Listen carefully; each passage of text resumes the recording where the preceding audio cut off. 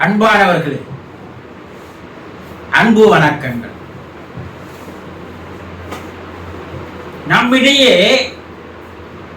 தெய்வீகமான குணங்களும் உண்டு, அரக்க குணங்களும் உண்டு. இந்த அரக்க குணங்கள் நம்மை அழித்துவிடும், அறவே இல்லாமல் செய்துவிடும். ஆனா நம்ம கிட்ட அரக்க குணம் தான் இருக்குதுன்னு தெரிந்தும் அதை நாம் பயன்படுத்தி வருகிறோம், அதிலேயே வாழ்ந்து வருகிறோம் இல்லையா? ஆமை புகுந்த வீடு உருப்படாது, பொறாமை புகுந்த மனிதன் அழிந்து விடுவான். பொறாமை என்பது நம்மையே எரித்து விடக்கூடிய ஒரு குணமாகும். இந்த அரக்க குணத்தை நாம் தெரிந்தோ தெரியாமலோ அதை தத்தெடுத்துக் கொண்டு வாழ்கிறோம் இல்லையா? பிறக்கும் போது யாருக்கும் பொறாமை என்ற குணம் இல்லை. மனிதன் வளர வளர எந்த குணங்களை சேர்த்துக் கொள்ள வேண்டும், எந்த குணங்களை ஒதுக்கி தள்ள வேண்டும் என்பது தெரியாமல் தேவையில்லாத குணங்களை எல்லாம் சேர்த்துக் கொள்கிறான். அதனால அவனுடைய வாழ்வு அழிவை நோக்கி போவது அவனுக்கு தெரியறதில்லை. செல்லானது அரித்துக் கொண்டே வரும், உள்ளுக்குள்ளவே அரிச்சுக்கின்னு வரும். ஆனா தெரியாது, ஒரு நாளைக்கு ஒட்டுமொத்தமா எல்லாம் கீழே விழும்போது தான் செல் இத்தனை ஆண்டுகள் அரித்துக் கொண்டிருந்தது என்பது தெரிய வருவது போல இந்த பொறாமை என்ற குணம் நமக்குள் இருந்து கொண்டு நம்மை சிறிது சிறிதாக சாகடித்து வரும். பொறாமைன்னா என்ன அண்ணா? மற்றவர்களோடு நம்மை கம்பேர் செய்து பார்ப்பது, ஒப்பிட்டு பார்ப்பது. அவன் பணக்காரனா இருக்கிறான், நான் ஏழையா இருக்கிறேன். அவன் படிச்சவனா இருக்கிறான், நான் படிக்காதவனா இருக்கிறேன். அவன் அழகா இருக்கிறான், நான் அழகில்லாத இருக்கிறேன். அவன் நல்லா சம்பாதிக்கிறான், என்னால சம்பாதிக்க முடியல. இப்படி ஒவ்வொரு விஷயத்திலும் நாம் தினந்தோறும் மற்றவர்களோடு ஒப்பிட்டு பார்த்து வாழ்கின்ற வாழ்க்கையை தான் வாழறோம் இல்லையா? அவன் நியாயமா அவன் சம்பாதிச்சிருப்பான், அவன் எங்கேயோ கொள்ளடிச்சிருப்பான், திருடி இருப்பான், அதனால்தான் அவ்வளவு பெரிய பணக்காரனாகிறான். நம்மால் இயலவில்லை என்றால் அவர்கள் மீது பழியை போட்டு விடுவது இல்லையா? அப்போ ஒப்பிட்டு பார்க்க பார்க்க பார்க்க நமக்குள்ளே ஒரு விதமான வக்கர குணம் வளர ஆரம்பிக்கிறது. இறைவன் ஒவ்வொருவனுக்கும் ஒவ்வொரு திறமையை தந்திருக்கிறான். அவன் அவனுடைய திறமையை கண்டுபிடிச்சா அவன் பெரிய ஆள் ஆகிறான்.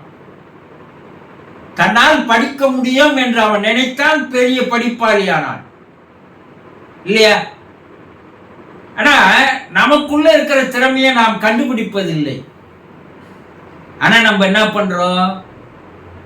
இந்த பொறாமை குணத்தை நாளுக்கு நாள் வளர்த்து கொண்டே இருக்கிறோம். இது என்ன ஆகுது? ஒவ்வொரு குணங்கள் நம்முடைய உடம்புல செயல்படும் போது ஒரு விதமான சுரப்பிகள் சுரக்க ஆரம்பிக்கிறது.